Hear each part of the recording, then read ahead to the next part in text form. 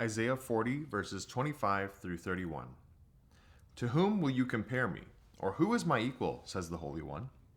Lift up your eyes and look to the heavens. Who created all these? He who brings out the starry host one by one and calls forth each of them by name. Because of his great power and mighty strength, not one of them is missing. Why do you complain, Jacob? Why do you say, Israel, my way is hidden from the Lord? My cause is disregarded by my God. Do you not know? Have you not heard? The Lord is the everlasting God, the creator of the ends of the earth. He will not grow tired or weary. His understanding no one can fathom. He gives strength to the weary and increases the power of the weak. Even youths grow tired and weary. Young men stumble and fall. But those who hope in the Lord will renew their strength. They will soar on wings like eagles. They will run and not grow weary. They will walk and not be faint.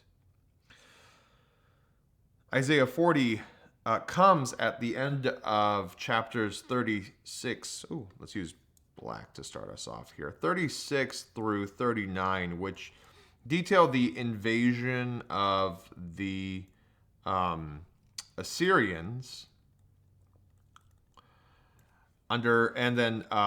while Hezekiah is king. Whoops.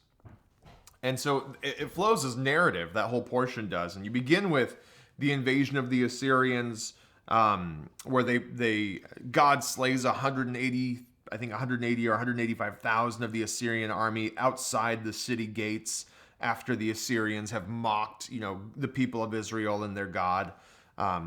Hezekiah had no way to defend the nation against an Israel like that, and they would have totally been defeated if God hadn't saved them. Later, Hezekiah was told he was going to die. He pleads to the Lord for 15 more years of life, and God gives it to him, or pleads him for life, and God gives him 15 more years. And then the final one is envoys from Babylon come, and Hezekiah shows them the temple treasures and things like that. And God tells Hezekiah that one day the Babylonians will come and take everything that they saw. And of course they will, much later in 586 BC, which will be several kings after King Hezekiah. So this is a little different than Isaiah 8, which is when Ahaz was king.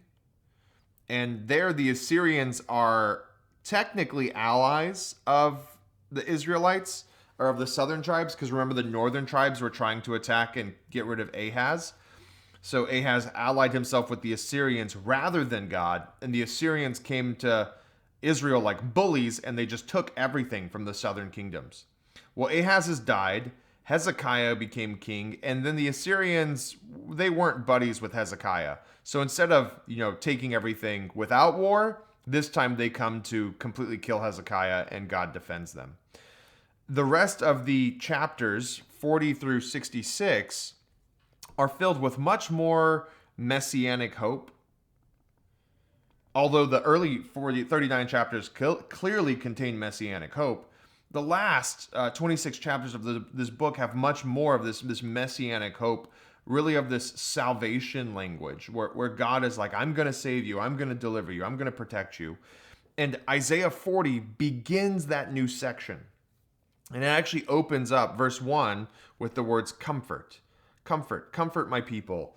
And the way that God comforts his people in Isaiah chapter 40 is by reminding them that he has no equal, that you can't compare anyone to the Lord God. Israel's God completely stands alone. And we'll see that through this passage. So it begins with the question, and this is of God. And it's not the first time. If you go back through the passage, there are other places. So go read chapter 40 and you'll see that, to whom will you compare me? Who is my equal? This comes up in other places. And he says, compare me to idols, basically. Compare me to a block of wood or a thing covered in metal or gold. Like, I'm way better, way more awesome, way more amazing, way more powerful than a block of wood. So who is God's equal? And then here's the kind of command.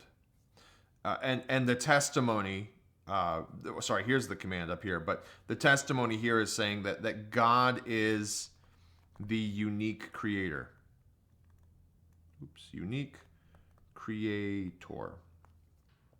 So let's show that right here. First, we get a command: lift your eyes up and look to the heavens, and then the question: who created all these? Question. Who created all these? Who created the heavens? The starry host, one by one, calls forth each of them by name because of his great power and mighty strength. Not one of them is missing. This first piece is very much like the hairs of the head. And God is saying, like, I know the hairs of your head. Not only that, I have that same relationship with you that I have with the starry hosts of heaven. I know all of them, and I call all of them by name. And like the hairs of the head, not one of them is going to disappear or fall from your head without God knowing, right? Because of his great power and mighty strength. Because of his great power and mighty strength, boom, not one of them is missing. There's not a star in the sky missing because God is all powerful. And he's watching over all of the stars. This is incredibly just amazing when we consider that there are billions, and more recently scientists would say even trillions of stars in the galaxy. Whoops, not galaxy, universe. And not one of them is missing because God sustains everything, all of life. He's the unique creator and sustainer of life. That's who God is. Okay, so remember this. God's sustaining life. Nothing's going to go missing under his watch. Super important, because look at what's coming next. It begins with another question. And this is a question from man. From man to God. Particularly in this quotation right here is the part from man to God. And God here is also bringing up the question to Israel, like he's repeating the question. Repeating and clarifying motive, right? Why? That's what it means to clarify the motive. Why are you asking this question? My way is hidden from the Lord. My cause is disregarded by God. They're saying, they're complaining, they're grumbling that one, God doesn't know. And two, if he does, then God doesn't care. Right? That's what we see. My way is hidden from the Lord. He doesn't know what's going on in my life. My cause is disregarded. And if he does know, then he must not care. Very common charge against God from atheists is that God can't be all good or all powerful because everything's broken down here. And if he were all good, he would fix it. If he were all powerful, he would fix it. And if he leaves it, then he must not be all good, right? This idea that because there's bad things in my life, God must not know or must not care about my plight. And here is how God answers. He responds again with a question. Do you not know? Have you not heard? This question from God is asked multiple times throughout the text. Again, you should go read all of chapter 40 so you can get this information. Have you not know? Do you not know your God? Do you not know this about the Lord? Here we go. God's character. Green. God's character is put on display here. The Lord is the everlasting God. The Lord, this is Yahweh. He's called himself by name. The Lord is the everlasting God. Eternal, always there. The creator of the ends of the earth, right? We've just unpacked this idea of God as creator, right? He will not grow tired or weary, and his understanding no one can fathom. God doesn't give up. He doesn't weary out. So this way of God, my way is hidden. That's not what's going on here. God's not too tired. It's not like something's escaped his grasp. It's not like there's too much for him to pay attention to. and his understanding no one can fathom. Which means that your explanation, man, that God doesn't care about you because you have bad things going on in your life, that's not the case. Don't think that God is just going to take care of what you think is an issue because, don't think that if God knew, he would take care of this. We can't really can't know exactly what God will do with our suffering, because his ways are not our ways, because we can't understand what he's trying to do, because we can't see things the way that God sees them. We can't even fathom his understanding. Here's what God does do. Remember that God says up here that not a single star is missing? Well, this comes into play. We'll keep traveling down here in verse 29. He gives strength to the weary and increases the power of the weak. So now, this is, when we're feeling like God doesn't care about us, this is what God actually does. God sustains in the trial. So God does not always just deliver us out of the trial. Often God sustains in the trial, and largely because he will not lose one of his children. If he won't lose a star, if not even a star is missing, well, then neither will he lose a child. And often God's goal is to sustain us through trial rather than to just take us out of it. And we see that here. What does God do? He gives strength to the weary. Strength to the weary. He increases the power of the weak. So he doesn't change the situation. He changes the state of the individual. He sustains the weary. They're still going to be weary, but they're going to be able to press on. They're still going to be weak, but they're going to be strong enough. Even youths grow tired and weary, right? And young men stumble and fall. So everyone gives up eventually. Everyone runs out of power eventually. You can't be young enough to never grow weary. You can't be young enough to never stumble or fall.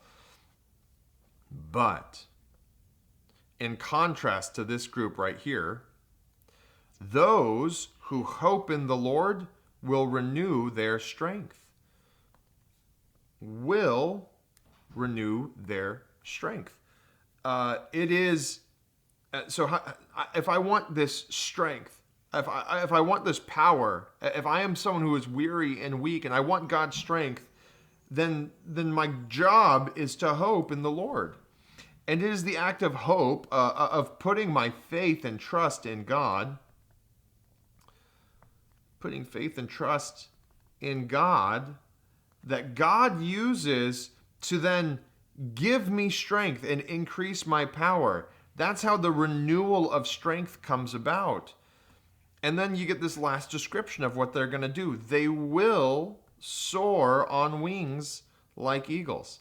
They will run and not grow weary. They will walk and not be faint. And all three of these kind of repeated statements tell us that we're going to keep going.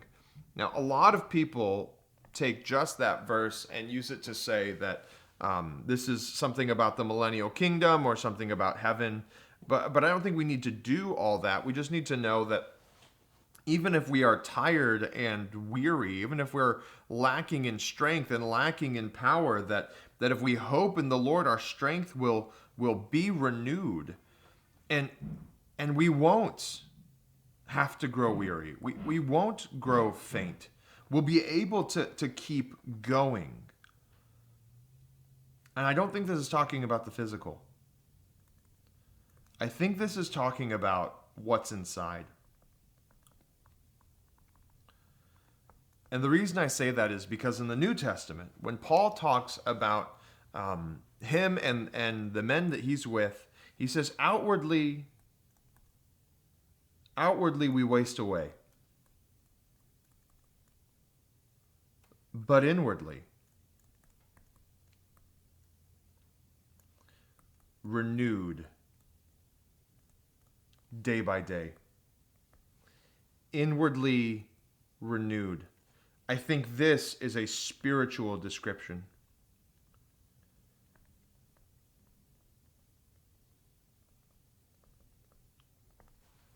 Soaring on wings like eagles, running and not growing weary, walking and not being faint. I don't think it's talking about the physical. I don't think the strength that God is saying that he gives to the weary and to the weak makes them super athletes. I don't think that's what God is coming to do.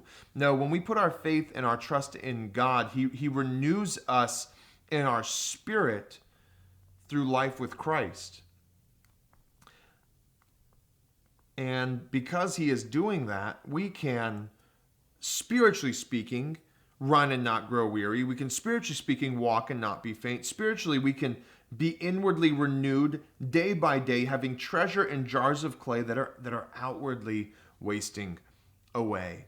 If we put our faith, our trust in God, God will give us strength. He'll renew our spirit, and inwardly we can be full of life, even if outwardly we are wasting away. That is what it means for God to sustain us in the trial. One day we will get new bodies in heaven, and I think they will do things like this: never grow weary and never be faint. But until that day, this body is promised it will waste away. It's not meant to be to be permanent. It is meant to be temporary. It's going to be renewed outwardly when the resurrection happens. But until that day, inwardly, we are renewed. We are given strength as we trust God through our trials.